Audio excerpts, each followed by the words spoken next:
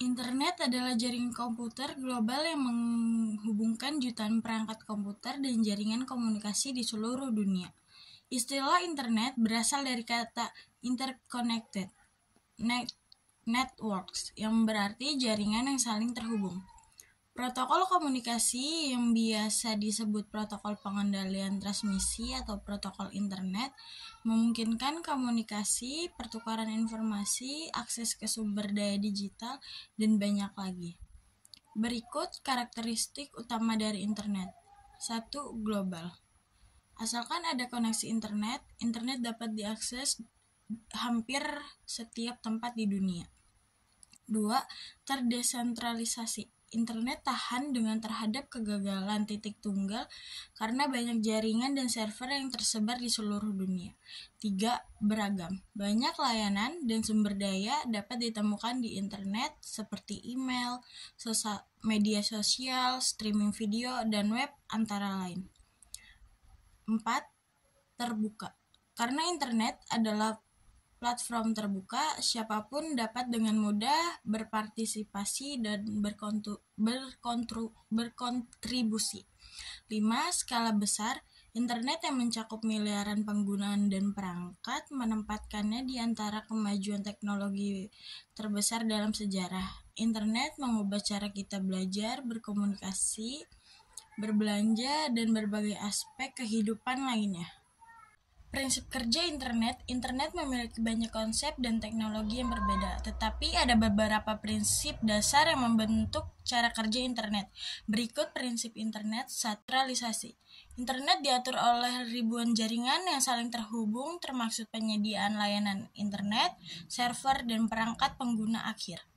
Karena kerusakan pada satu bagian jaringan tidak mempengaruhi seluruh sistem, desentralisasi memastikan bahwa jaringan tetap kuat dan tersedia. 2. Domain name system. Karena manusia lebih mudah mengingat nama daripada alamat IP, DNS digunakan untuk menghubungkan nama domain dengan alamat IP yang sesungguhnya. DNS adalah sistem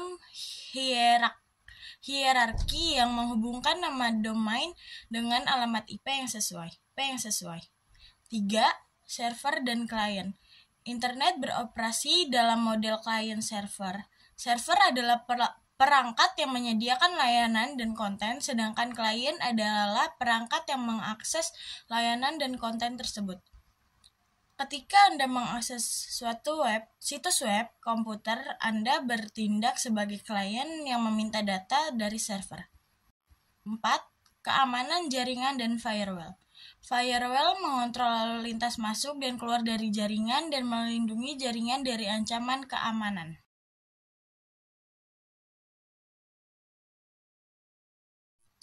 Para pengguna internet, individu atau entitas yang mengakses internet dan menggunakannya untuk memenuhi berbagai kebutuhan disebut pengguna internet.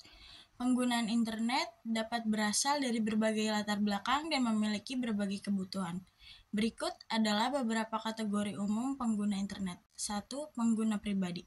Orang-orang yang menggunakan internet untuk tujuan pribadi seperti berselancar di internet, berkomunikasi melalui email atau media sosial, bermain game online, berbelanja, dan mengakses informasi umum. 2. Pengguna bisnis. Mereka yang menggunakan internet untuk memenuhi kebutuhan bisnis atau organisasi dikenal sebagai pengguna bisnis. Misalnya, mereka dapat melakukan riset pasar, mengelola situs web perusahaan, mengirim email, mengakses perangkat lunak berbasis web, atau memberikan layanan penggunaan online. 3. Pelajar dan guru. Pelajar dan guru menggunakan internet untuk belajar. Mereka dapat mengakses buku pelajaran, sumber daya online, dan berkomunikasi secara virtual dengan rekan sekelas atau guru. 4. Pengguna penelitian dan informasi. Beberapa orang menggunakan internet untuk mencari informasi dan belajar. Jenis pencarian mereka termasuk artikel ilmiah, berita, tutorial, dan sumber informasi lainnya. 5. Layanan keuangan. Banyak orang menggunakan internet untuk melakukan transaksi keuangan seperti perbankan, membayar tagihan, berinvestasi, dan lainnya.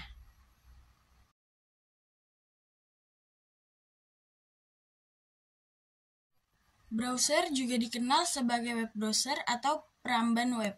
Adalah perangkat lunak yang digunakan untuk menjelajah dan menampilkan halaman web di internet dan memungkinkan pengguna untuk melihat konten, berinteraksi dengan berbagai aplikasi dan layanan online. Berikut ini adalah beberapa browser web yang paling populer. 1. Google Chrome. Chrome yang dikembangkan oleh Google adalah salah satu browser web yang paling banyak digunakan di seluruh dunia karena kecepatan yang cepat dan dukungan yang kuat terhadap berbagai ekstensi dan fitur. 2. Mozilla Firefox. Peramban web sumber terbuka yang dikelola oleh Mozilla Corporation. Fireweb terkenal dengan dukungan yang ekstensi dan fokus pada privasi pengguna. 3. Microsoft Edge. Browser web yang dikembangkan oleh Microsoft ini berfungsi dengan baik di sistem operasi Windows terbaru dan terintegrasi dengan layanan Microsoft seperti Cortana dan Office Online. 4. Safari. Browser web yang dikembangkan oleh Apple, Safari umumnya digunakan di perangkat Apple seperti Mac, iPhone, dan iPad. Ini dikenal karena kinerjanya yang luar biasa dan kolaborasinya yang kuat dengan konsisten Apple. 5. Opera. Alternatif browser web Opera memiliki fitur tambahan seperti VPN bawaan, blok iklan, dan pemadatan data untuk meningkatkan kecepatan browsing. Brave. Browser berbasis Chromium berfokus pada privasi penggunaan dengan secara otomatis menghalangi iklan dan pelacakan dan memungkinkan pengguna mendukung situs web favorit mereka dengan token kripto. 7. Vivaldi adalah browser web yang menawarkan berbagai alat pengatur dan penyesuaian untuk memberi penggunaan lebih banyak kontrol atas tampilan dan fitur. 8. Tor browser. Tor browser adalah browser khusus untuk melindungi privasi pengguna dengan mengalihkan lalu lintas internet melalui jaringan Tor secara anonim. 9. UC browser. UC browser sangat populer di perangkat seluler, terutama di wilayah Asia karena kecepatan dan kompresi data yang bagus. 10. Epic Privacy Browser. Browser ini mengutamakan privasi menggunakan pengguna dengan memblokir iklan dan pelacakan dan menghapus data saat sesi ditutup. Setiap browser memiliki fitur dan kebijakan privasi yang berbeda. Pilihan browser yang tergantung pada preferensi pribadi dan kebutuhan pengguna, seperti seberapa cepat pengguna ingin menjaga privasi dan seberapa cepat mereka menginginkannya.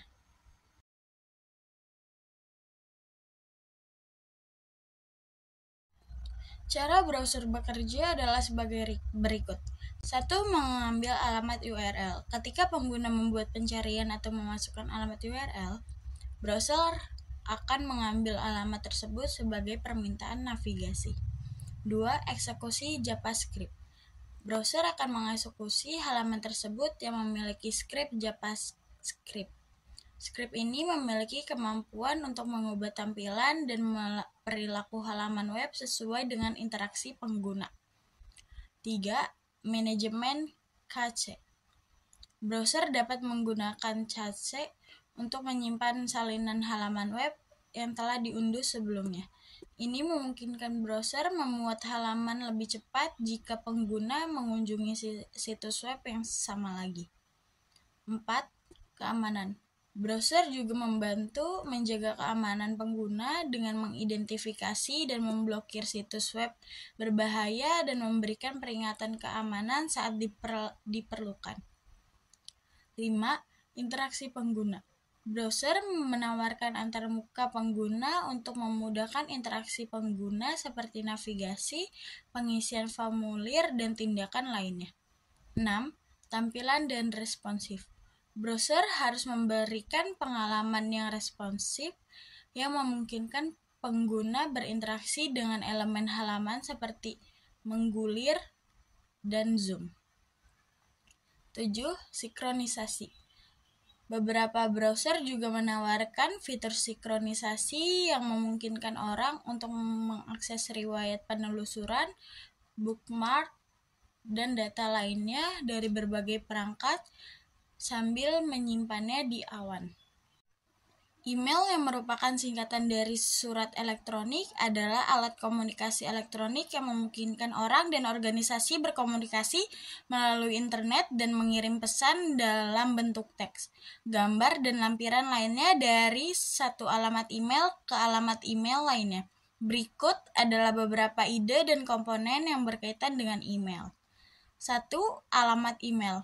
Alamat email adalah alamat email yang unik yang digunakan untuk mengidentifikasi pengguna email. 2. Pesan. Pesan email adalah korespondensi tertulis atau multimedia yang dikirim dari satu alamat email ke yang lain.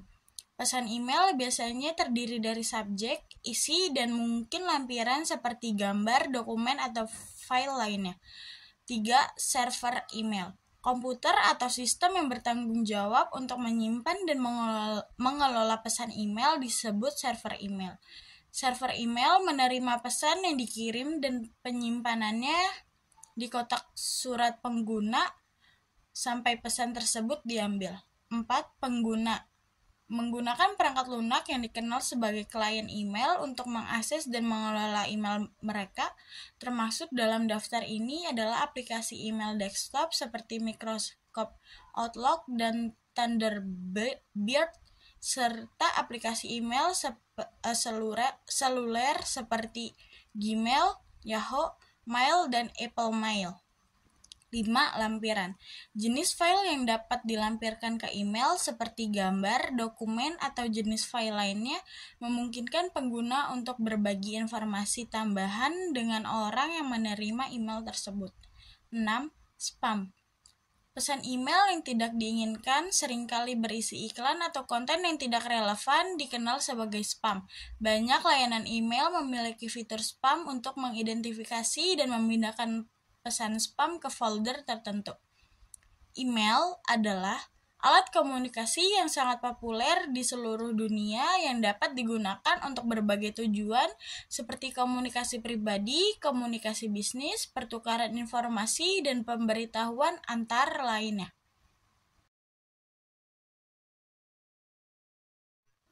Email yang merupakan singkatan dari surat elektronik adalah alat komunikasi elektronik yang memungkinkan orang dan organisasi berkomunikasi melalui internet dan mengirim pesan dalam bentuk teks, gambar, dan lampiran lainnya dari satu alamat email ke alamat email lainnya.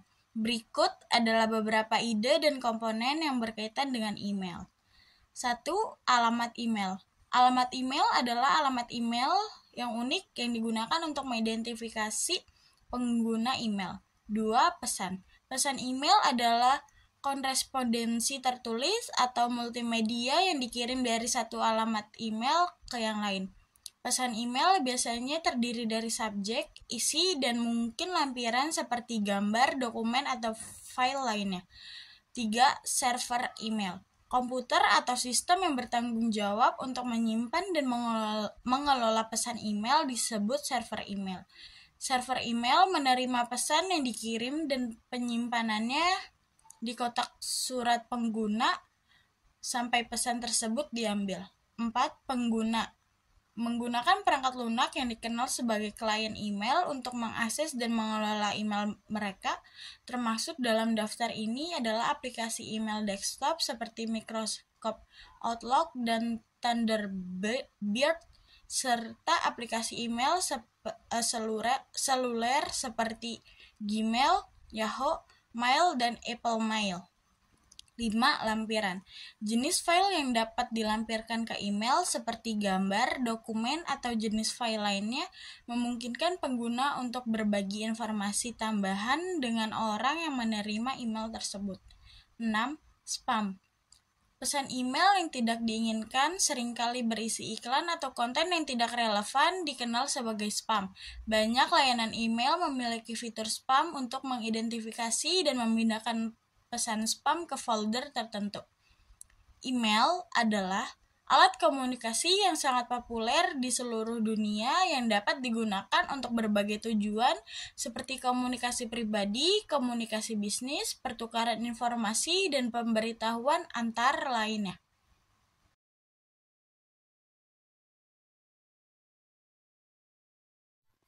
Messenger. Istilah messenger biasanya digunakan untuk merujuk pada aplikasi atau platform komunikasi yang memungkinkan orang berkomunikasi secara langsung melalui pesan teks, suara, atau video. Banyak aplikasi messenger digunakan oleh orang dan organisasi untuk berkomunikasi satu sama lain. Berikut adalah beberapa contoh pengirim pesan yang sering digunakan. 1. Facebook Messenger adalah aplikasi panggilan suara yang terintegrasi dengan platform sosial Facebook. Pengguna dapat mengirim pesan teks, gambar, dan video, serta berbicara melalui video atau panggilan suara. 2. WhatsApp. Aplikasi messenger yang populer di seluruh dunia ini memungkinkan pengguna berbagai media dan mengirim pesan teks, panggilan suara, dan video. 3. Telegram.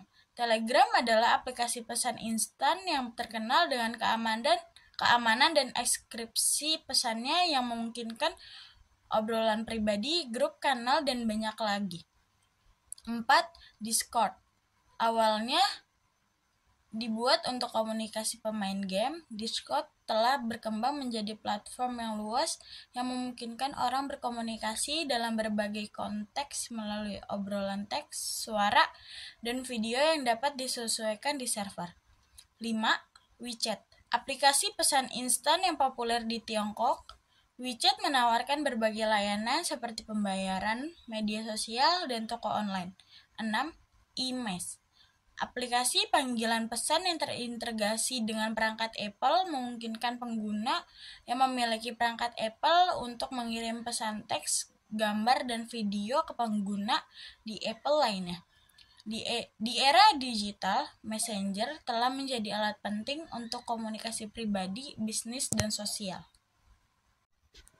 Prinsip Messenger terutama dalam konteks komunikasi melalui pesan teks atau pesan instan melibatkan sejumlah konsep dan teknologi yang memungkinkan pengguna untuk berinteraksi satu sama lain. Berikut adalah prinsip-prinsip umum yang mendasari cara messenger berfungsi. 1. Pengguna dan identifikasi. Pengguna harus mendaftar dan membuat akun di aplikasi messenger. Biasanya orang harus memberikan informasi pribadi seperti nama pengguna, alamat email, atau nomor telepon saat mendaftar untuk membedakan pengguna secara unik. 2. Kontak dan daftar teman. Aplikasi pesan instan memungkinkan pengguna untuk berkomunikasi langsung dengan orang-orang yang mereka kenal dengan menambah kontak atau teman ke daftar kontak mereka. 3. Pesan teks. Pengiriman pesan teks adalah prinsip dasar dari pengiriman pesan. Pengguna dapat menulis pesan, mengirimkannya ke kontak atau teman, dan menerima balasan. Pesan-pesan ini muncul dalam obrolan antar pengguna. 4. Grup chat. Pengguna dapat membuat grup chat di mana beberapa orang dapat berbicara satu sama lain dalam satu obrolan. Ini berguna untuk bekerja sama dengan tim, kelompok teman, atau keluarga. 5. Notifikasi. Saat ada pesan baru, Messenger mengirimkan notifikasi kepada pengguna melalui bunyi, pesan pop-up, atau pemberitahuan visual di perangkat pengguna. 5. Status online atau offline. Messenger sering menampilkan status online atau offline yang membantu pengguna menentukan waktu yang tepat untuk berkomunikasi. Ini menunjukkan kapan pengguna aktif atau tidak aktif.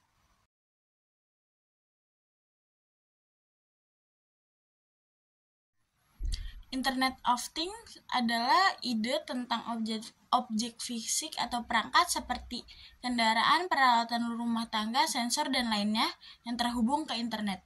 Dengan terhubung ke internet, objek-objek ini dapat mengirim dan menerima informasi serta kadang-kadang mengambil tindakan berdasarkan data yang mereka kumpulkan. Berikut adalah beberapa ide utama tentang Internet of Things. 1. Sensor dan perangkat terhubung. Internet of Things melibatkan penggunaan sensor dan perangkat terhubung yang ditanamkan dalam objek fisik atau dipasang di sekitar kita untuk mengumpulkan data seperti suhu, kelembapan, tekanan, cahaya, gerakan, dan lain-lain. 2. Keamanan dan privasi. Karena Internet of Things menggunakan data pribadi, keamanan dan privasi sangat penting. Perlindungan dan enkripsi data sangat penting untuk mengembangkan produk informasi of things yang aman. 3. Energi dan daya tahan. Karena banyak perangkat Internet of Things menggunakan baterai atau sumber daya terbatas lainnya, efisiensi energi dan daya tahan perangkat sangat penting. 4. Analisis data dan pembelajaran mesin. Analisis data dan pembelajaran mesin dapat dilakukan dengan data yang dikumpulkan dari perangkat Internet of Things yang memungkinkan pengembalian keputusan yang lebih cerdas dan otomatis, dengan memberikan informasi yang lebih baik, efisiensi, dan kenyamanan. Internet of Things memiliki potensi untuk mengubah berbagai industri dan aspek kehidupan sehari-hari. Meskipun ada banyak keuntungan dari menghubungkan perangkat dan objek fisik ke internet, ada juga masalah keamanan, privasi, dan pengolahan data yang perlu diperhatikan saat pengembangan dan mengadopsi solusi informasi of things. Untuk menghubungkan, mengumpulkan, memproses, dan pengambil tindakan, Internet of Things menggunakan berbagai langkah dan komponen, yaitu 1. Sensor dan perangkat terhubung. Sensor dan perangkat terhubung seperti perangkat lingkungan, perangkat cerdas, atau perangkat bergerak ditempatkan di objek fisik atau lingkungan. Sensor ini dibuat untuk mengukur parameter seperti suhu, kelembapan, tekanan, cahaya, dan gerakan. 2. Pengiriman data. Data dari hasil sensor dikirim ke gateway atau perangkat penerima yang berfungsi sebagai perantara antara sensor dan awan komputasi atau cloud. Gateway dapat melakukan pemrosesan awal data atau mengirimkannya langsung ke awan. Awan juga memungkinkan penyimpanan dan analisis data yang lebih besar. 3. Keputusan. Sistem Internet of Things dapat mengambil tindakan tertentu berdasarkan data dan analisis yang diterima. Ini bisa menjadi tindakan otomatis seperti termostat cerdas yang mengubah suhu ruangan atau memberi pengguna wawasan untuk mengambil keputusan manual. Search engine dikenal sebagai mesin pencari, adalah perangkat lunak atau layanan daring yang digunakan untuk membantu orang menentukan apa yang mereka cari di internet atau dalam basis data tertentu. Mesin pencari memungkinkan pengguna menggunakan kata kunci atau frasa pencarian dan kemudian menghasilkan daftar tautan atau sumber daya yang terkait dengan pencarian tersebut. Beberapa mesin pencari terkenal dan paling populer adalah 1. Google. Google adalah mesin pencari web yang paling banyak digunakan. 2. Bing. Bing adalah mesin pencari yang dikembangkan oleh Microsoft yang menawarkan pencarian web dan mengintegrasikan pencarian dengan layanan Microsoft lainnya. 3. Yahoo. Yahoo saat ini bergantung pada hasil pencarian web Bing. 4. Baidu. Baidu adalah search engine yang sangat populer di Tiongkok yang menawarkan hasil pencarian dalam bahasa Tionghoa. Ini mirip dengan Google, tetapi lebih fokus pada pasar Tiongkok. 5. Yandex. Yandex adalah mesin pencari utama di Rusia dan negara lain berbahasa Rusia yang menawarkan hasil pencarian dalam berbagai bahasa. Cara kerja search engine adalah 1. Pengindeksan. Search engine menggunakan robot atau Crawley untuk menjelajah situs web dan mengumpulkan informasi seperti kata kunci, tautan, dan isi hasil untuk mengindeks halaman web. 2. Algoritma pencarian. Search engine menggunakan algoritma pencarian yang kompleks untuk menyesuaikan kata kunci pencarian yang digunakan pengguna dengan data yang indeksnya. Algoritma ini memberikan skor pada halaman web berdasarkan jumlah halaman web yang diindeks. 3. Pemberian peringkat. Hasil pencarian dinilai oleh search engine berdasarkan relevansi, otoritas, dan faktor lainnya. Halaman yang paling relevan mungkin menerima peringkat yang lebih banyak. 4. Penyajian hasil. Kemudian pengguna melihat hasil pencarian dalam bentuk daftar tautan atau hasil yang sesuai dengan kata kunci pencarian. Search engine adalah alat penting untuk membantu pengguna menemukan apa yang mereka butuhkan di internet. Mereka memainkan peran penting dalam pencarian online.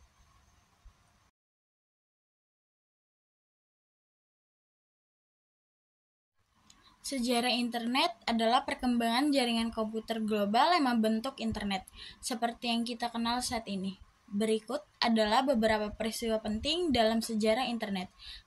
1. Perluasan jaringan ARPANET tahun 1969 sampai tahun 1970. Departemen Pertahanan AS menciptakan ARPANET sebagai proyek penelitian pada tahun 1969. ARPANET dianggap sebagai tahun awal internet. ARPANET pertama kali berdiri dari 4 node pada tahun 1970.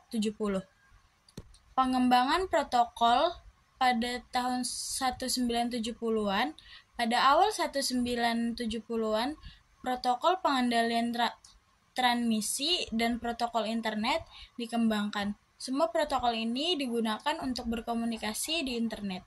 3. Pemisahan ARPANET dan MILNET pada tahun 1983.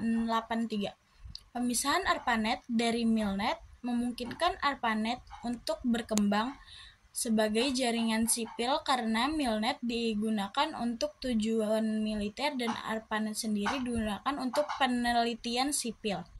4. Pencarian sistem nama domain pada tahun 1983. Paul McCapatrice membuat DNS memungkinkan pengguna menggunakan nama domain daripada mengingat alamat IP numerik yang rumit. Ini adalah titik yang signifikan dalam penggunaan internet. 5. Era .com akhir tahun 1990-an. Pada tahun 1990-an, banyak perusahaan internet yang dikenal sebagai .com mulai muncul dan mencoba mengambil keuntungan dari potensi bisnis internet. Era ini adalah masa booming internet. 6. Pengenalan Google tahun 1998.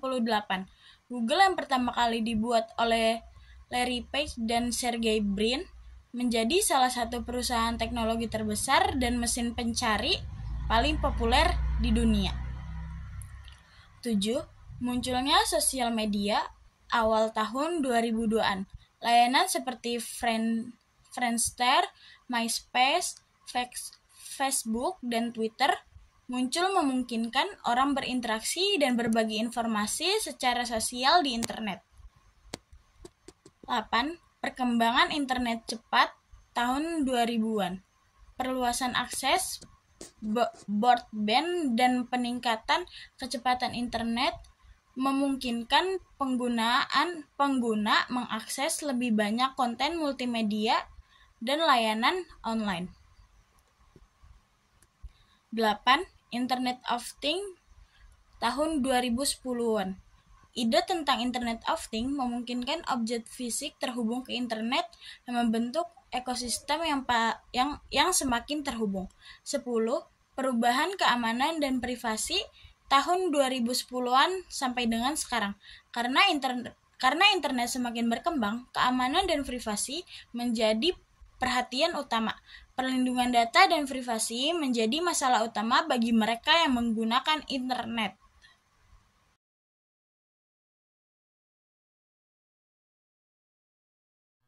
Perangkat lunak embedded system adalah perangkat lunak yang tidak dimaksudkan untuk digunakan secara umum seperti perangkat lunak desktop atau aplikasi perangkat lunak biasa. Sebaliknya, perangkat lunak embedded system dimaksudkan untuk mengendalikan atau mengelola tugas tertentu pada perangkat keras atau sistem tertentu. Embedded system memiliki ciri khusus, yaitu 1. Tujuan khusus. Tujuan khusus tersebut adalah perangkat lunak yang terintegrasi ke dalam perangkat keras dan dimaksudkan untuk melakukan tugas atau fungsi tertentu. Misalnya, dimaksudkan untuk pengendalian sistem kontrol, peralatan medis, alat elektronik, konsumen, dan banyak lagi. 2. Terintegrasi dengan perangkat keras. Perangkat lunak embedded system berbeda dari perangkat lunak umum yang dapat dijalankan di berbagai jenis perangkat keras dan sangat terkait dengan perangkat keras yang digunakan. 3. Terbatas dengan fungsionalitas. Bergantung pada tujuannya, perangkat lunak ini sering memiliki fitur yang terbatas. Dapat berupa pekerjaan yang lebih sederhana seperti mengontrol lampu pada perangkat elektronik, atau pekerjaan yang lebih kompleks seperti menjalankan sistem operasi kecil pada perangkat tertentu. 4. Stabilitas dan keandalan. Karena banyak perangkat tertanam digunakan dalam lingkungan kritis, sangat penting bahwa perangkat lunak tetap stabil dan andal. Berarti bahwa perangkat lunak harus berfungsi tanpa masalah atau kegagalan yang signifikan. 5. Memori terbatas. Perangkat lunak embedded system seringkali membutuhkan sumber daya yang terbatas seperti memori dan daya komputasi. Akibatnya, mereka biasanya dioptimalkan untuk menggunakan sumber daya seefektif mungkin.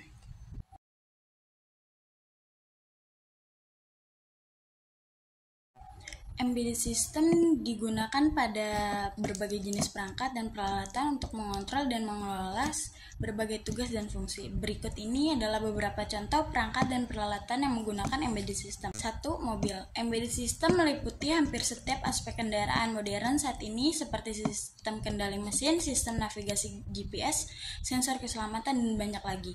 2. Peralatan medis. Embedded system sering digunakan oleh peralatan medis seperti monitor pasien, pompa infus, alat pencitra medis, dan alat bantu pendengar untuk memantau dan mengelola berbagai tugas. Perangkat IoT, Internet of Things. Perangkat seperti monitor primer, kamera keamanan pintar, dan alat lainnya yang terhubung ke internet dan dapat dikontrol melalui aplikasi ponsel pintar juga tergantung pada sistem. Embedded system sangat penting untuk banyak aspek kehidupan modern karena memungkinkan otomatis pengendalian dan pengawasan yang efektif.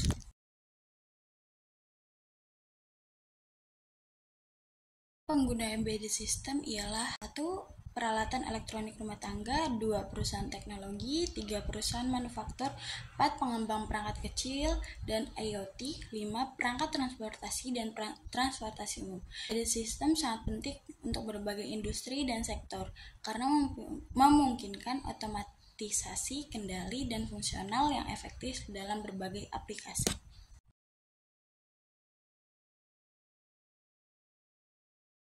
Prinsip kerja embedded system terdiri dari beberapa elemen penting yang bekerja sama untuk menyelesaikan tugas tertentu yang telah ditentukan. Berikut adalah prinsip kerja utama embedded system. 1. Perangkat keras atau hardware.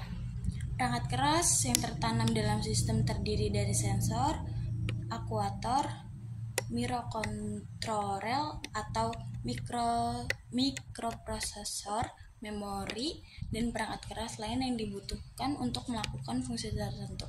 Perangkat keras ini membantu dasar sistem yang akan dikendalikan oleh perangkat lunak. 2. Perangkat lunak atau software. Perangkat lunak embedded system adalah program komputer yang dirancang untuk melakukan tugas-tugas tertentu pada perangkat keras tertentu. Perangkat lunak embedded system dapat mencakup kode aplikasi atau sistem operasi yang disesuaikan untuk mengendalikan perangkat keras. 3. Sistem kendali. Embedded system biasanya dibuat untuk melakukan tugas kendali. Berarti bahwa sistem tersebut dapat mengontrol perangkat keras, membuat keputusan berdasarkan input yang diterima dari sensor, dan memberitahu aktuator untuk mencapai tujuan tertentu. Perangkat keras dan perangkat lunak terinteraksi secara kompleks untuk mencapai tujuan tertentu, seperti pengendalian mesin, pengukur parameter lingkungan, mengoptimalkan energi, atau menjalankan tugas-tugas lainnya.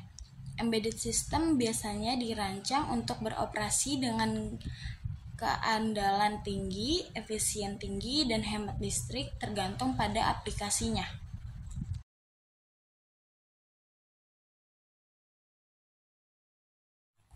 Perangkat lunak sistem operasi. Perangkat lunak sistem operasi yang biasanya disebut sebagai sistem operasi atau OS berfungsi sebagai perantara antara perangkat keras komputer dan perangkat lunak aplikasi yang dijalankan oleh pengguna. Sistem operasi pengelola, operasi dasar komputer, atau perangkat komputasi lainnya. Sistem operasi memiliki fungsi sebagai berikut. 1. Pengelola sumber daya. Sistem operasi mengelola perangkat keras komputer termasuk CPU, memori, penyimpanan, dan perangkat input atau output. Ini memastikan bahwa berbagai aplikasi menggunakan sumber daya secara efisien. 2. Manajemen proses.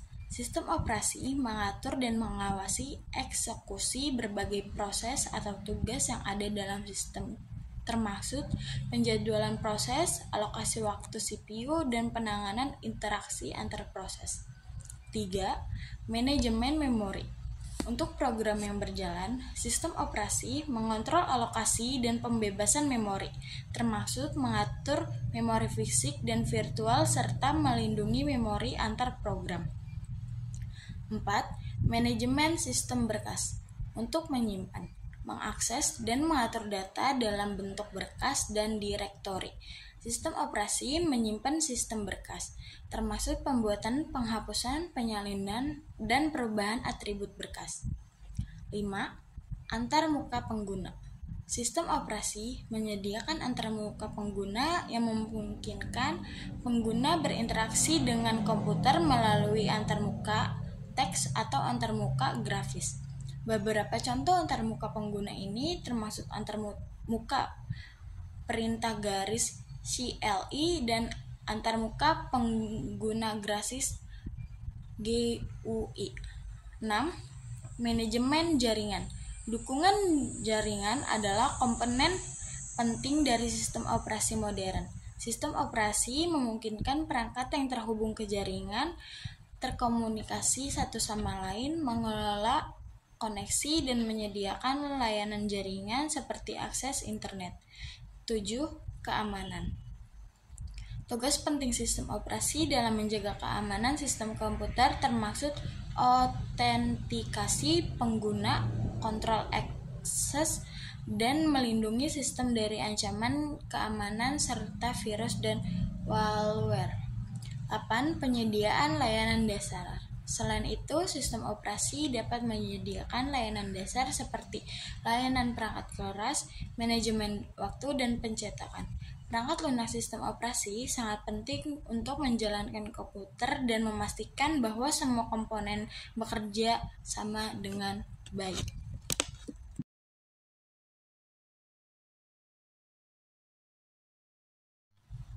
Prinsip kerja sistem operasi didasarkan pada sejumlah konsep dasar yang membantu sistem operasi menjalankan tugasnya dengan efisien dan memastikan koordinasi yang tepat antara perangkat keras dan perangkat lunak aplikasi. Berikut beberapa prinsip kerja sistem operasi. 1. Abstrak perangkat keras. Aplikasi tidak perlu mengkhawatirkan detail perangkat keras yang kompleks karena sistem operasi memberikan abstraksi perangkat keras komputer, serta memungkinkan aplikasi berjalan tanpa mengetahui detail perangkat keras yang spesifik. 2. Menjadwalkan proses. Algoritma penjadwalan digunakan oleh sistem operasi untuk mengatur urutan eksekusi berbagai proses yang berjalan di dalam sistem. Tujuannya adalah untuk memastikan bahwa CPU digunakan secara adil dan efisien antara proses, komunikasi, dan interaksi proses. Sistem operasi memungkinkan proses untuk berkomunikasi satu sama lain secara langsung atau melalui mekanisme seperti antrian atau berkas bersama. Prinsip-prinsip ini berlaku untuk berbagai jenis sistem operasi, tergantung pada jenis dan tujuan sistem operasi tersebut. Namun, prinsip-prinsip ini membantu sistem operasi dalam mengordinasikan berbagai elemen komputer, mengelola sumber daya, dan menyediakan lingkungan yang aman dan produktif bagi aplikasi dan pengguna.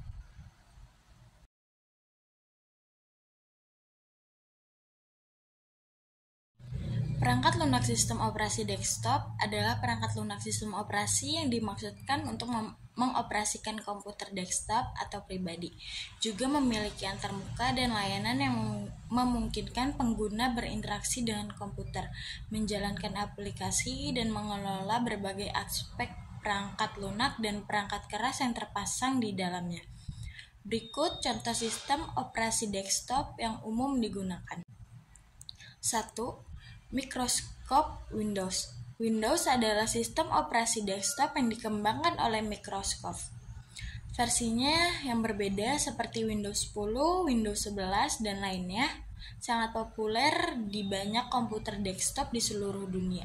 2. Mac OS. Mac OS adalah sistem operasi desktop yang dibuat untuk komputer Macintosh oleh Apple. Ini terkenal dengan antarmuka yang menarik dan kemampuan untuk berintegrasi dengan produk Apple lainnya. 3. Linux. Linux adalah sistem operasi sumber terbuka dengan banyak distribusi desktop yang dapat digunakan seperti Ubuntu, Fedora, dan lainnya. Sangat disukai oleh pengembang dan komunitas open source. 4. Chrome OS. Chrome OS adalah sistem operasi desktop yang dikembangkan oleh Google yang berfokus pada komputasi berbasis web dan dibuat untuk perangkat MacBook. Sistem operasi desktop adalah bagian penting dari pengoperasian komputer pribadi karena memungkinkan pengguna melakukan berbagai tugas sehari-hari seperti menjalankan aplikasi, mengakses internet, mencetak dokumen, dan melakukan banyak hal lainnya.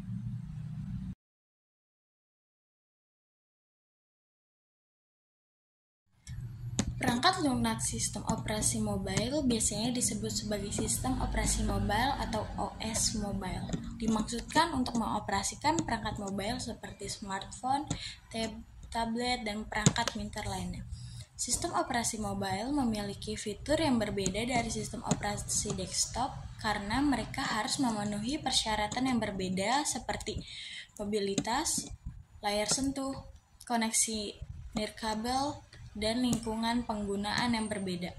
Berikut contoh dari sistem operasi mobile yang umum digunakan. 1. Android. Android adalah sistem operasi mobile yang dikembangkan oleh Google dan dipasang pada berbagai merek smartphone dan tablet. Ini adalah sistem operasi sumber terbuka yang memungkinkan berbagai produsen mengubah dan menginstalnya pada perangkat mereka. 2. iOS. iOS adalah sistem operasi mobile yang dikembangkan oleh Apple untuk perangkat iPhone, iPad, dan iPod Touch. Terkenal dengan antarmuka yang mudah digunakan, keamanan yang kuat, dan koneksi yang kuat dengan layanan Apple. 3. KaiOS. KaiOS adalah sistem operasi mobile yang digunakan pada ponsel pintar sederhana, terutama di pasar yang berkembang. 4. Harmony OS atau Hongmeng OS. Huawei mengembangkan sistem operasi mobile Harmony OS dengan tujuan untuk membuat ekosistem yang terintegrasi dari perangkat mobile, wearable, dan cerdas lainnya. Sistem operasi mobile sangat penting untuk menjalankan perangkat mobile dan memberikan dasar pada penggunaan aplikasi dan layanan yang ada di dalamnya. Selain itu, sistem operasi mobile memungkinkan perangkat mobile terhubung ke internet dan berkomunikasi dengan perangkat lainnya.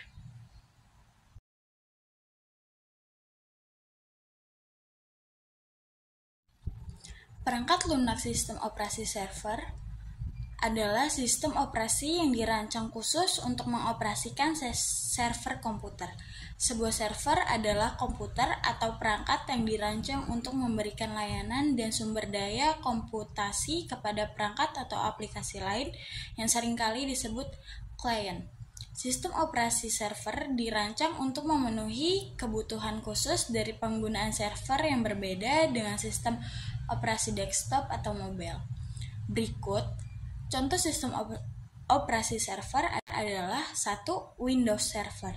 Sistem operasi server yang dibuat oleh Microsoft, versinya termasuk Windows Server 2016, Windows Server 2019, dan lainnya.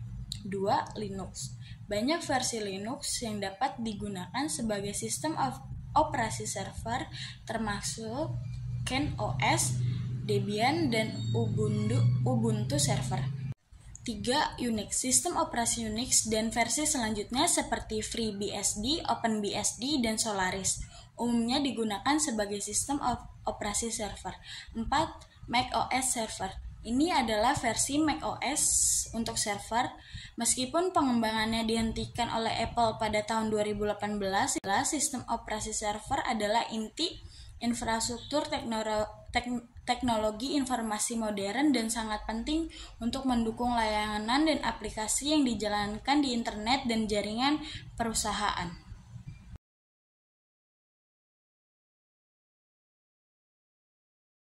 Bahasa pemrograman adalah bahasa yang digunakan oleh programmer, pengembang perangkat lunak untuk menulis kode komputer. Bahasa pemrograman juga merupakan alat yang memungkinkan programmer berkomunikasi dengan komputer dan memberikan arahan tentang cara melakukan tugas tertentu. Banyak bahasa pemrograman, masing-masing dengan sintaksis dan fitur yang berbeda. Beberapa bahasa pemrograman yang paling umum digunakan adalah 1. Python. Python adalah bahasa pemrograman yang serbaguna dan mudah dipahami yang sering digunakan untuk pengembangan web, analisis data, dan kecerdasan buatan. 2. Java. Java adalah bahasa pemrograman yang populer untuk pengembangan aplikasi berbasis perangkat lunak, permainan video, dan aplikasi seluler karena portabilitas lintas platformnya. 3. JavaScript. JavaScript adalah bahasa pemrograman yang digunakan untuk membuat aplikasi web yang berinteraksi dengan orang lain. Ini adalah bahasa yang digunakan oleh pengguna di peramban web.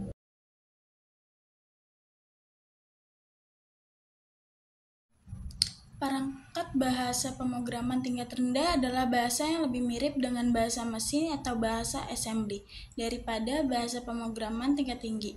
Mereka memiliki kemampuan untuk mengontrol lebih banyak perangkat keras komputer, tetapi seringkali memerlukan perhatian yang lebih besar pada detail dan sintaksis yang rumit. Contoh perangkat bahasa pemrograman tingkat rendah adalah sebagai berikut. 1.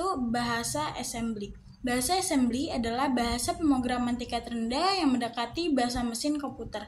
Seperti interaksi dalam bahasa assembly sesuai dengan instruksi mesin yang memungkinkan pengendali menggunakan perangkat keras secara langsung. x86, ARM, dan MIPS adalah contoh arsitektur bahasa assembly. 2. C. C adalah bahasa pemrograman sistem yang sering digunakan untuk membuat sistem operasi, perangkat lunak embedded, dan aplikasi yang membutuhkan kinerja tinggi. Bahasa pemrograman C adalah bahasa tingkat rendah yang memiliki kontrol tinggi terhadap perangkat keras komputer. 3. ADA. Bahasa pemrograman ADA memiliki fitur keamanan dan ketahanan yang kuat dan dikembangkan untuk keperluan keamanan dan ketahanan sistem penting, seperti perangkat militer dan pesawat terbang. Pengembang perangkat keras dan sistem tingkat rendah sering menggunakan perangkat bahasa pemrograman tingkat rendah untuk mengembangkan sistem operasi, perangkat keras terbenam, embedded system, perangkat pengendali, dan aplikasi yang memerlukan kontrol langsung atas perangkat keras.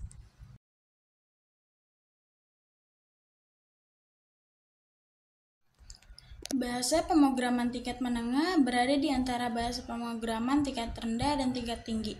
Mereka sering memiliki kontrol yang lebih besar terhadap perangkat keras, tetapi sintaksisnya lebih abstrak dan lebih mudah dipahami dibandingkan dengan bahasa tingkat rendah. Berikut adalah beberapa contoh program pemrograman tingkat menengah. 1. Swift. Swift adalah bahasa pemrograman tingkat menengah yang dibuat oleh Apple untuk pengembangan aplikasi untuk sistem operasi iOS dan macOS. Ini adalah bahasa yang mudah dipahami dan dirancang untuk kinerja tinggi. 2. Ruby. Ruby adalah bahasa pemrograman yang memiliki sintaksis yang sederhana 3. Kotlin. Kotlin adalah bahasa pemrograman yang dianggap sebagai alternatif untuk Java dan digunakan untuk membuat aplikasi Android. Banyak pengembang memilih bahasa pemrograman tingkat menengah untuk berbagai jenis proyek, seperti pengembangan aplikasi perangkat lunak, aplikasi web, perangkat seluler, dan proyek komputasi lainnya. Bahasa-bahasa ini menawarkan keseimbangan antara kontrol terhadap perangkat keras dan kemudahan pengembangan.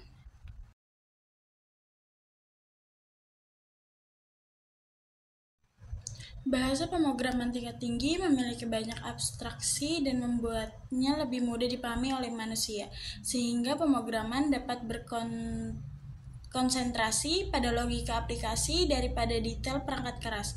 Berikut ini adalah beberapa contoh perangkat bahasa pemrograman tingkat tinggi. 1. PHP.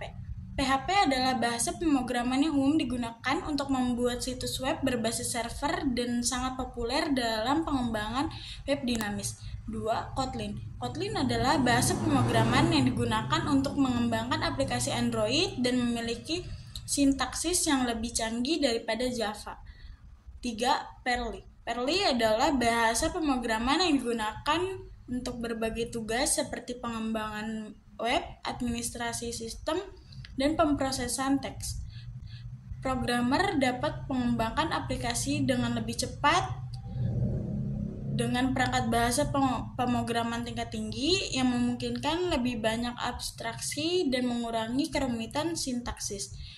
Mereka umum digunakan dalam berbagai bidang pengembangan perangkat lunak dan aplikasi, terutama dalam pengembangan web, pengembangan perangkat lunak aplikasi, dan kecerdasan buatan.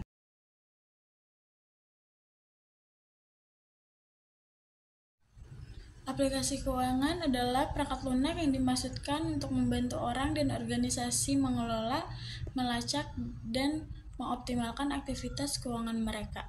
Aplikasi keuangan biasanya memiliki banyak fitur yang membantu pengguna mengelola anggaran, mengontrol pengeluaran, menginvestasi uang, membayar tagihan, dan membuat laporan keuangan. Beberapa jenis fitur yang paling umum adalah 1. Aplikasi manajemen anggaran.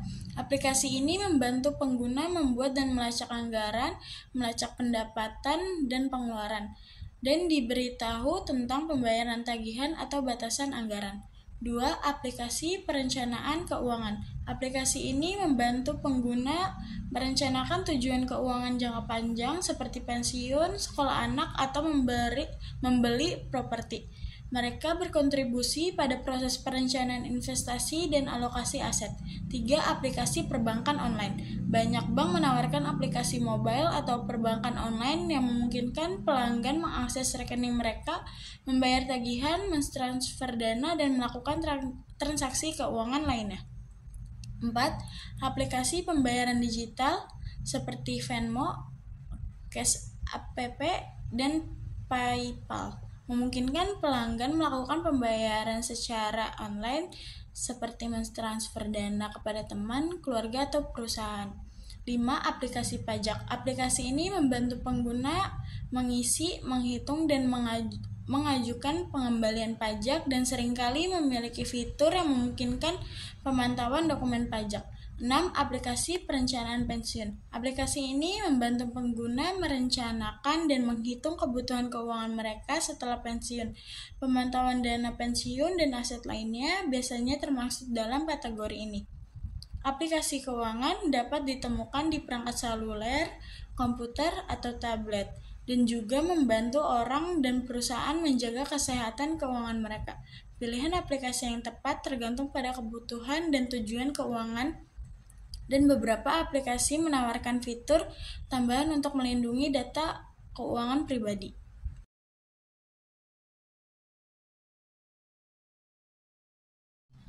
Aplikasi pencatatan keuangan berbasis teks mode adalah perangkat lunak yang berjalan dalam lingkungan teks atau konsol, biasanya di terminal atau komputer tanpa antarmuka grafis. Aplikasi ini lebih sederhana daripada aplikasi pencatatan keuangan berbasis grafis.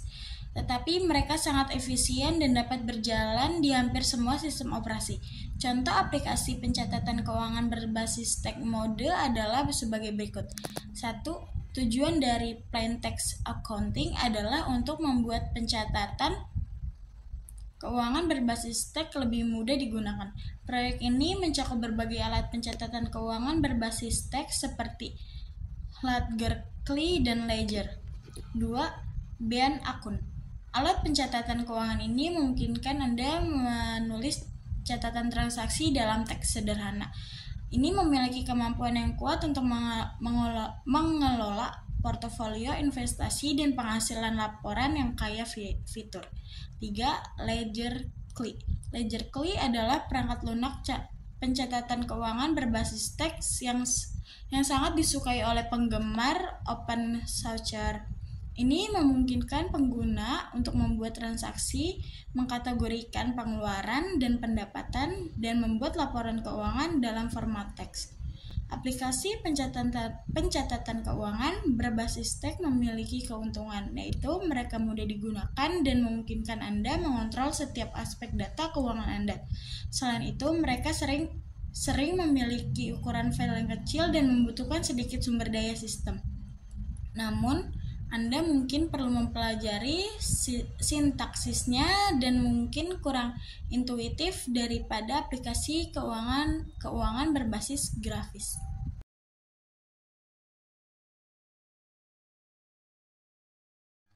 Pencatatan keuangan berbasis desktop dapat diinstal dan digunakan pada komputer pribadi yang berjalan pada sistem operasi Windows, Mac OS, dan Linux. Perangkat lunak ini memberikan Anda kemampuan penuh untuk mengelola keuangan pribadi atau bisnis Anda. Berikut adalah beberapa aplikasi pencatatan keuangan desktop yang populer. Quicken.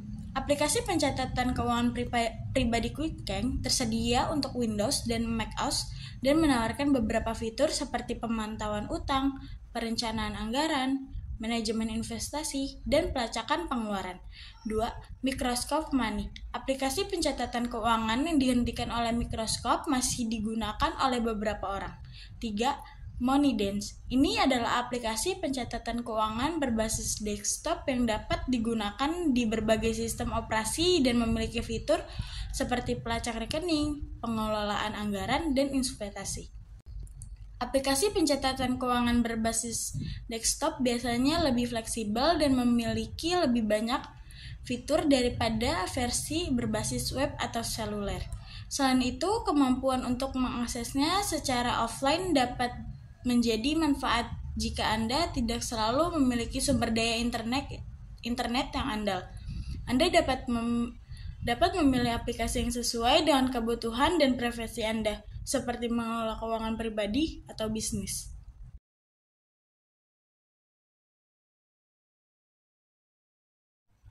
Aplikasi pencatatan keuangan berbasis web dapat diakses melalui perambahan web Anda dan memungkinkan Anda untuk mengelola keuangan Anda dari mana saja dengan koneksi internet. Berikut adalah beberapa aplikasi pencatatan keuangan berbasis web yang populer.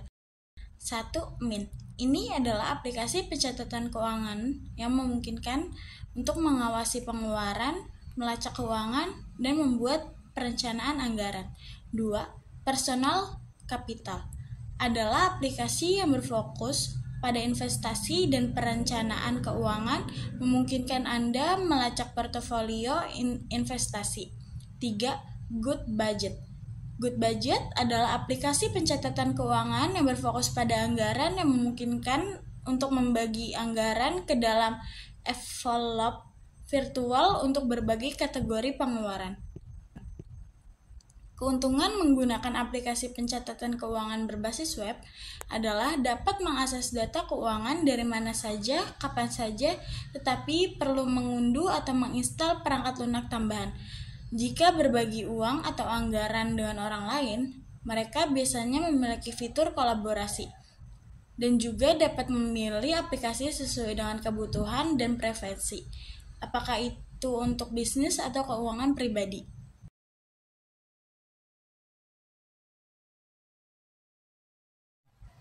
Aplikasi pencatatan keuangan berbasis mobile adalah perangkat lunak yang dirancang khusus untuk perangkat seluler seperti smartphone, dan tablet. Ini memungkinkan untuk mengelola dan melacak keuangan dengan mudah saat bepergian. Berikut beberapa contoh aplikasi pencatatan keuangan berbasis mobile yang populer. 1. Wally. Aplikasi mobile Wally memiliki antarmuka yang sederhana dan mudah digunakan, yang membantu untuk memahami keuangan, mengelola tagihan, dan melacak pengeluaran harian. 2. Spende. Spende adalah aplikasi pencatatan keuangan yang menawarkan analisis keuangan, perencanaan anggaran, dan pelacakan pengeluaran dengan antarmuka yang menarik dan mudah digunakan. 3. Zeta. Zeta adalah aplikasi keuangan berbasis ponsel yang ditujukan untuk pasangan, memungkinkan mereka berbagi tagihan, mengatur anggaran, dan mengelola uang mereka bersama. Aplikasi pencatatan keuangan berbasis mobile sangat berguna bagi mereka yang ingin mengelola keuangan mereka dengan mudah dan efisien saat bepergian. Mereka memungkinkan untuk memasukkan transaksi secara cepat, melacak pengeluaran, dan memantau anggaran di ujung jari. Pilihan aplikasi tergantung pada preferensi dan jenis keuangan yang ingin Anda kelola.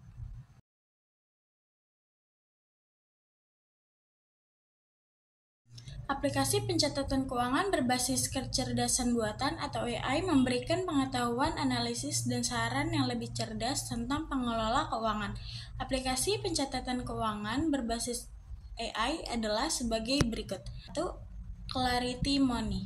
Aplikasi ini menggunakan AI untuk menganalisis pola pengeluaran dan memberi saran tentang cara menghemat uang, juga membantu memantau tagihan dan mengelola keuangan dengan lebih baik.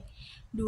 Albert. Albert adalah asisten keuangan berbasis AI yang membantu mengelola anggaran, mengawasi rekening bank, dan memberi saran tentang cara mengoptimalkan keuangan. Selain itu, memiliki fitur tabungan otomatis. 3. Digit. Digit adalah aplikasi berbasis AI yang secara otomatis menyimpan uang dari rekening bank berdasarkan pola pengeluaran dan tujuan tabungan. Inteligensinya menentukan jumlah yang harus disimpan. Aplikasi pencatatan keuangan berbasis kecerdasan buatan atau AI dapat membantu mengelola keuangan dengan lebih baik dan memberikan wawasan berdasarkan analisis data dan pola pengeluaran. Selain itu, berdasarkan situasi keuangan pribadi, aplikasi ini sering memberikan saran dan rekomendasi yang dapat membantu membuat keputusan yang lebih baik. Pilihan tergantung pada jenis keuangan yang Anda ingin catat.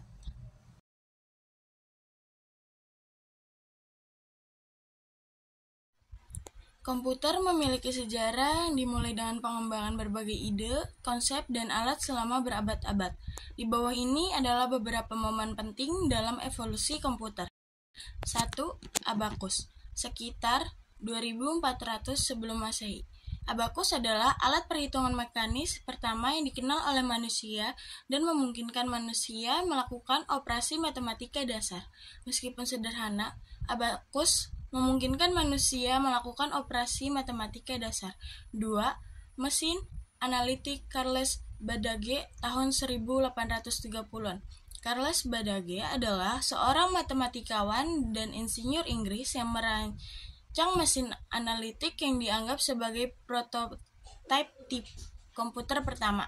Mesin analitik Babbage adalah alat mekanis yang menggunakan ide kartu berlubang untuk memproses data. Mesin ini sayangnya tidak dibuat selama hidup Babbage. 3. Mesin Turing Alan Turing tahun 1936. Alan Turing, seorang matematikawan dan ilmuwan komputer asal Inggris, merumuskan konsep mesin Turing yang dikenal sebagai mesin abstrak yang mendasari dasar teori komputasi. Konsep ini menjadi dasar bagi pengembangan komputer modern. 4. ENIAC, Electronic Numerical Integrator dan Komputer tahun 1946. ENIAC adalah komputer elektronik pertama yang digunakan untuk untuk tujuan umum. Dikembangkan selama Perang Dunia Kedua oleh John Presper Eckert dan John Mauchly di Universitas Pennsylvania. ENIAC digunakan untuk perhitungan militer. 5. Komputer Universitas Automatic Univac 1. Universitas Automatic Komputer 1951. Univac 1 adalah salah satu komputer pertama yang tersedia untuk digunakan baik oleh pemerintah maupun perusahaan dan merupakan komputer generasi kedua yang digunakan untuk berbagai tujuan bisnis dan ilmiah. 6. IBM 360 tahun 1964. Sebuah kumpulan komputer komersial yang sangat berhasil memperkenalkan gagasan kompatibilitas ke belakang yang memungkinkan bisnis untuk memperbarui sistem mereka tanpa mengganti perangkat lunak. 7. Mikrokomputer dan revolusi personal komputer. Tahun 1970-an sampai 1980-an. Mikrokomputer seperti Altair 8800 dan kemudian komputer pribadi seperti IBM PC dan membuat komputasi menjadi lebih populer di rumah dan bisnis kecil. 8. Era internet dan komputasi terdistribusi 1990-an hingga sekarang. Dengan munculnya internet, komputer tidak hanya digunakan untuk mengelola data, tetapi juga sebagai alat komunikasi yang kuat dan alat yang mengakses informasi dari seluruh dunia. Selain itu, komputasi terdistribusi dan komputasi awan juga dikenal sebagai cloud computing telah menjadi komponen penting dari dunia komputasi modern. Komputer telah berkembang pesat dalam hal kecepatan, kapasitas penyimpanan, dan kapasitas komputasi sejak awal diciptakan. Komputer lebih banyak digunakan dalam berbagai aspek kehidupan manusia karena inovasi ini terus berjalan. Komponen atau perangkat keras yang digunakan untuk memasukkan data atau informasi ke dalam komputer dikenal sebagai perangkat input. Perangkat ini memungkinkan pengguna berinteraksi dengan komputer dan mengirimkan perintah, teks, gambar, suara, atau data lainnya ke sistem komputer. Berikut adalah beberapa contoh perangkat input yang sering digunakan. 1. Keyboard. Salah satu perangkat input paling umum, keyboard digunakan untuk mengetik angka, teks, dan perintah komputer. 2. Mouse. Mouse digunakan untuk menggerakkan kursor di layar komputer. Adalah alat antarmuka pengguna yang sangat penting untuk mengklik, menavigasi, dan memilih elemen. 3. Pen mouse. Pen mouse mirip dengan stylus adalah perangkat input terbentuk pena yang digunakan untuk mengontrol kursor komputer. Mereka berguna untuk presentasi dan navigasi berbasis pena. 4. Scanner barcode. Perangkat ini dapat membaca kode barcode yang tercetak pada produk atau dokumen. Informasi yang terkandung dalam kode tersebut dapat dimasukkan ke dalam komputer. Scanner memungkinkan pengguna mengambil gambar atau dokumen fisik dan mengonversinya menjadi data digital yang dapat disimpan atau diubah di komputer. 6. Kamera web atau webcam. Kamera web merekam gambar dan video serta memungkinkan konferensi video dan komunikasi jarak jauh. Setiap perangkat input memiliki tugas dan tujuan tertentu dan penggunaan mereka bergantung pada jenis pekerjaan atau aktivitas yang dilakukan oleh pengguna. Perangkat input ini berfungsi sebagai penghubung penting antara manusia dan dua komputasi digital. Perangkat keras yang digunakan untuk menampilkan atau menghasilkan informasi atau data yang telah diproses oleh komputer memungkinkan pengguna melihat, mendengar, atau berinteraksi dengan hasil dari operasi komputer ini disebut perangkat output. Berikut adalah beberapa contoh perangkat output yang sering digunakan. 1. Monitor. Perangkat output komputer yang paling umum adalah monitor. 2. Printer. Berbagai jenis printer termasuk dot matrix, laser, dan inkjet digunakan untuk mencetak dokumen atau gambar ke media fisik seperti kertas. menampilkan teks, gambar, dan antarmuka pengguna komputer. 3. Speaker. Speaker digunakan oleh komputer untuk menghasilkan suara, penting untuk mendengarkan suara sistem, musik, atau suara dalam aplikasi dan permainan. 4. Proyektor. Proyektor memproyeksikan gambar atau konten dari komputer ke layar besar atau dinding. Mereka sering digunakan dalam home theater dan presentasi untuk mendengarkan musik, bermain game, atau berpartisipasi dalam panggilan konferensi.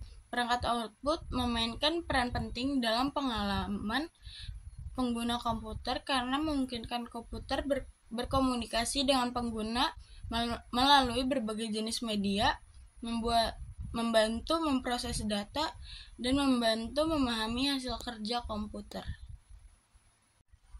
Seiring berjalannya waktu, monitor PC telah mengalami banyak perubahan signifikan dalam hal teknologi, desain, dan kemampuan. Berikut adalah beberapa fase penting dalam perkembangan monitor PC. 1. Monitor CRT. Monitor CRT adalah yang pertama kali digunakan pada komputer. Mereka memiliki tabung sinar katoda yang menembakkan elektron ke layar berlapis fosfor yang menghasilkan gambar. 2. Monitor LCD. Monitor LCD menggantikan CRT sebagai teknologi dominan dari akhir 1990-an hingga awal 2000-an. Monitor LCD lebih tipis, lebih ringan, dan mengkonsumsinya lebih sedikit daya daripada CRT. 3. Monitor layar datar. Monitor layar datar adalah kelompok monitor LCD yang memiliki layar datar yang berbeda dari monitor CRT yang cenderung cembung. Mereka memberikan gambar yang lebih jernih, lebih tipis, dan lebih hemat daripada monitor CRT. 4. Monitor LED. Monitor LED adalah varian dari monitor LCD yang menggunakan teknologi LED yang menerangi layarnya. Monitor LED telah menjadi standar untuk komputer tertentu dan telah digunakan oleh banyak orang. 5. Monitor resolusi tinggi dan ultrawide. Yang pertama menawarkan gambar yang sangat tajam dengan lebih banyak detail, sedangkan yang kedua memiliki rasio aspek lebar yang memungkinkan lebih banyak ruang karena horizontal dan pengalaman hiburan yang lebih mendalam. 6. Monitor dengan teknologi OLED. Monitor OLED menggunakan diodo organik untuk menghasilkan cahaya dan gambar. Mereka memiliki kontras dan warna yang lebih jernih daripada monitor LED biasa, tetapi harganya mungkin lebih mahal. 7. Monitor berkemampuan touchscreen. Monitor ini sering digunakan pada ponsel dan kios dan memungkinkan pengguna untuk berinteraksi dengan komputer melalui sentuhan langsung pada layar. Teknologi monitor terus berkembang dan inovasi baru telah muncul. Monitor saat ini tersedia dalam berbagai bentuk, ukuran, resolusi, dan teknologi yang dirancang untuk memenuhi kebutuhan berbagai orang, mulai dari pekerjaan produktif hingga rekreasi. Perkembangan printer mencakup sejarah perkembangan perangkat yang digunakan untuk menghasilkan cetakan dari dokumen atau gambar. Berikut adalah beberapa titik penting dalam perkembangan printer. 1. Printer matriks karakter 1990-an sampai 1970-an. Salah satu jenis printer awal, printer matriks karakter, menggunakan pukulan atau tik untuk mencetak karakter pada kertas. Model awal menggunakan satu set pukulan, tetapi model kemudian menggunakan banyak pukulan untuk mencetak ratusan karakter. 2. Matrix printer matrix 1970 sampai 1980-an. Printer matrix menggantikan printer matriks karakter dan menggunakan baris dari titik dot untuk membentuk karakter dan gambar. Mereka memiliki kemampuan untuk mencetak teks dan grafis dalam resolusi terbatas. 3. Printer inkjet 1980 hingga sekarang. Printer inkjet menggunakan nozzle mikro untuk menembakkan tinta cair ke kertas. 4. Printer laser 1970-an hingga sekarang. Printer laser menggunakan teknologi laser untuk mencetak dokumen atau menggunakan toner atau serbuk tinta untuk mencetak. 5. Printer thermal 1980-an hingga sekarang. Printer thermal menggunakan panas untuk mentransfer tinta dari pita ke kertas. Transfer thermal dan transfer thermal langsung adalah dua jenis utama masing-masing dengan tujuan yang berbeda.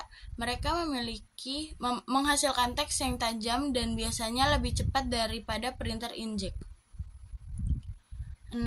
Printer 3D 1980-an hingga sekarang. Printer 3D menggunakan teknologi cetak 3 dimensi untuk membuat objek fisik dari bahan seperti plastik, logam, atau resin. 7. Printer inkjet di sublimation 1980-an hingga sekarang. Printer di sublimation digunakan untuk mencetak gambar dan foto berkualitas tinggi pada berbagai permukaan seperti kertas foto atau kain. 8. Printer jaringan network printers. Printer jaringan adalah printer yang terhubung ke jaringan komputer dan dapat mencetak gambar dan foto pada kertas foto atau kain. 9. Printer mobile. Printer mobile yang berukuran kecil dan dapat dibawa kemana saja memungkinkan Anda mencetak dari perangkat mobile seperti tablet atau ponsel. 10. Peningkatan kualitas dan kecepatan. Printer telah mengalami peningkatan yang signifikan dalam kualitas pencetakan, kecepatan, dan kemampuan mencetak warna yang lebih akurat seiring berjalannya waktu. Sejarah perkembangan printer mencerminkan kemajuan teknologi pencetakan dan penggunaan printer yang semakin meluas dalam berbagai aspek kehidupan sehari-hari seperti bisnis, pendidikan, seni, dan hiburan. Teknologi pencetakan terus berkembang dan inovasi terbaru terus muncul untuk memenuhi kebutuhan pengguna saat ini. PC dan Mac adalah perbandingan antara komputer berbasis Windows dan komputer berbasis Mac OS yang dibuat oleh Apple. Kedua jenis komputer memiliki perbedaan dalam hal perangkat keras, perangkat lunak, dan filosofi desain.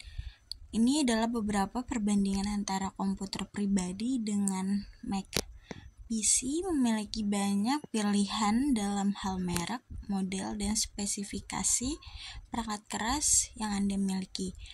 PC juga tersedia dalam berbagai ukuran dan harga. PC dapat menjalani berbagai sistem operasi termasuk Windows, Linux, dan lain-lain. Sistem operasi yang paling populer adalah Windows, Adobe Creative Suite, Microsoft Office, dan berbagai aplikasi lainnya tersedia di PC.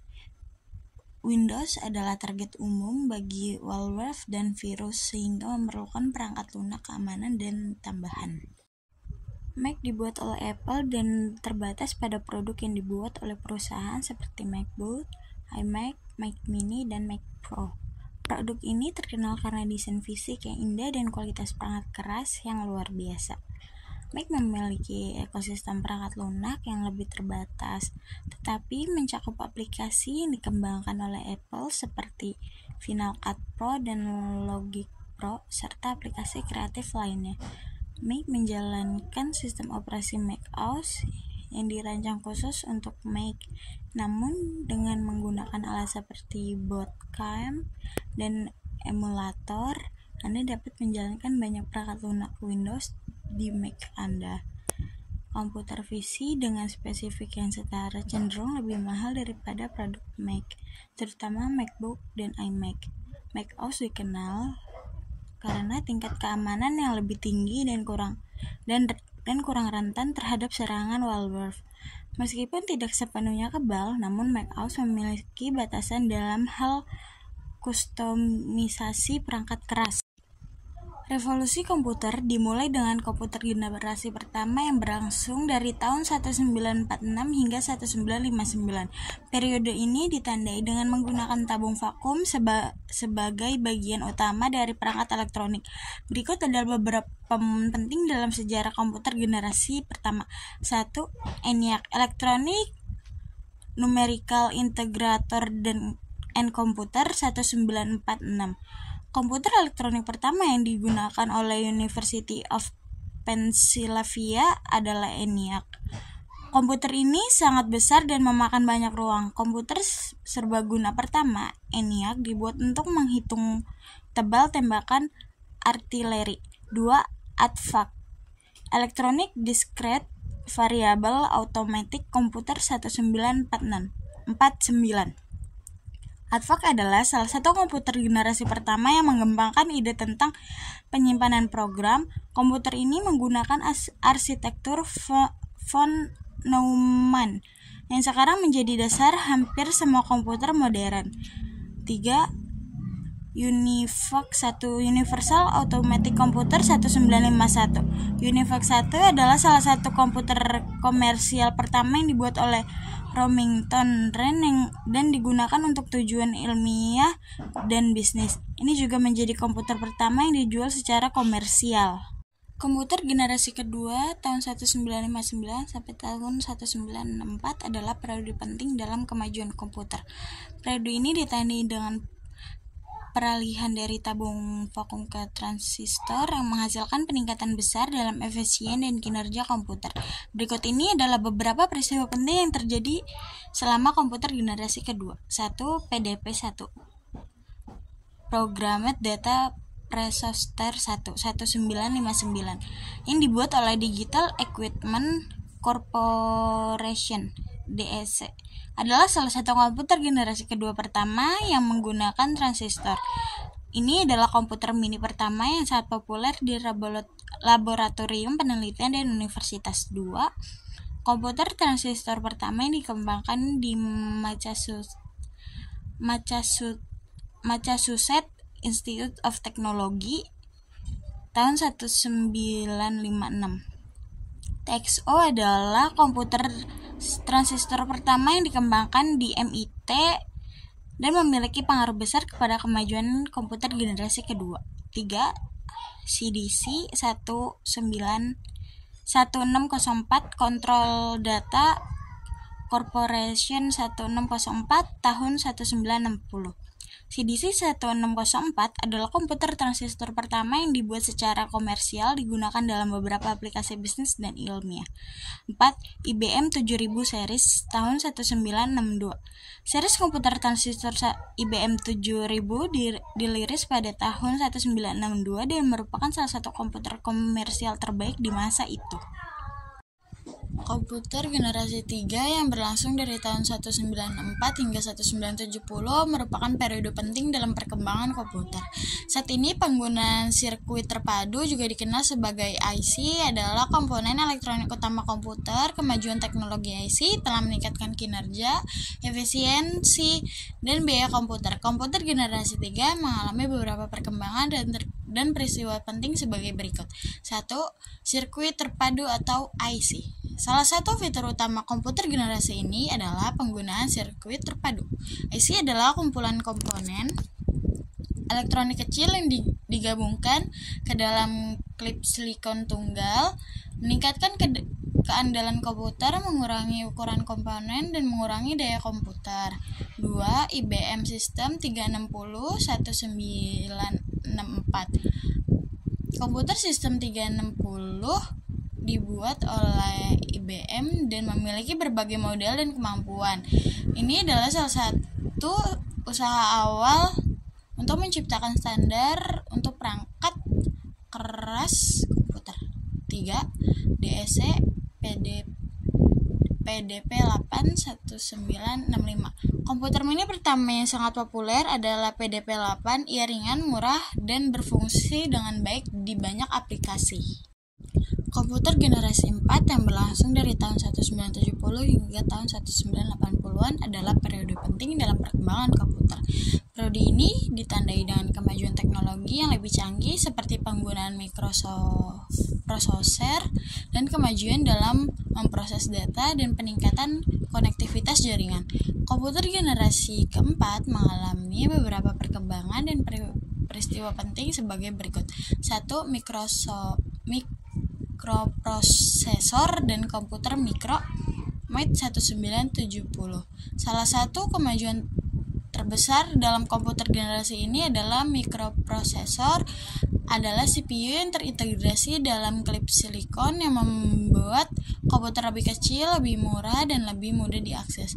Ketika komputer mikro muncul, komputasi pribadi atau personal computing dan penggunaan komputer di rumah menjadi mungkin. 2. Apple I 1976 dan Apple II 1977. Komputer pribadi pertama dirilis oleh Apple Inc.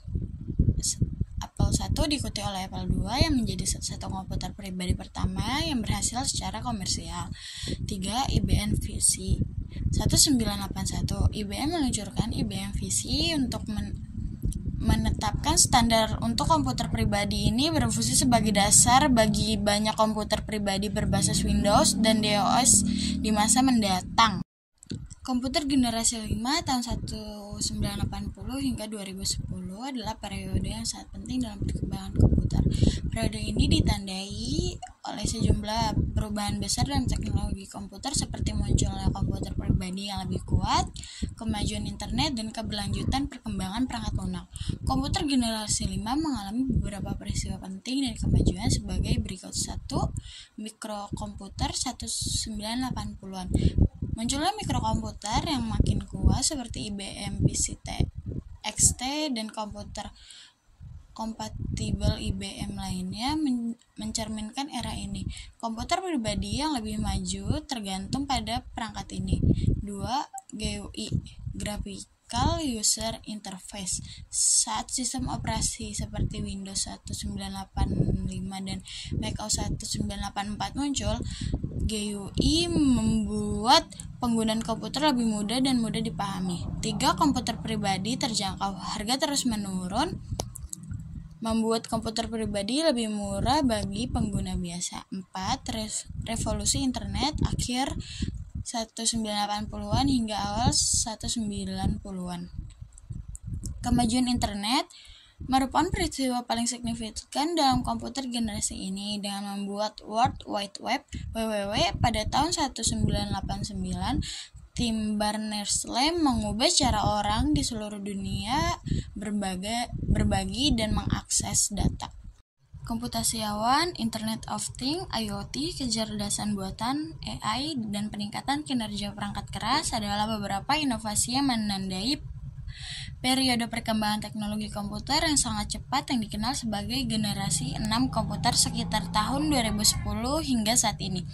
Komputer generasi ke-6 mengalami beberapa perkembangan penting dan peristiwa sebagai berikut.